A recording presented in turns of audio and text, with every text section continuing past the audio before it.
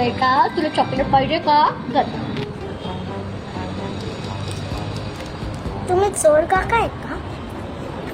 कारण माझी आई बोलली की चोर काका येतात, चॉकलेट देतात, बेहोश करतात आणि घेऊन जातात उचलून. कारण की मला सगळं माहिती आहे. मी तुमच्यासोबत नाही येणार.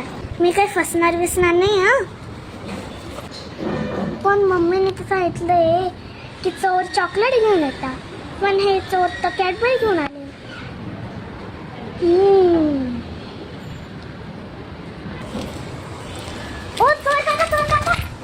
ओ चोर काका, तसं पण तुम्ही या कॅडबरीचं काय करणार आहे?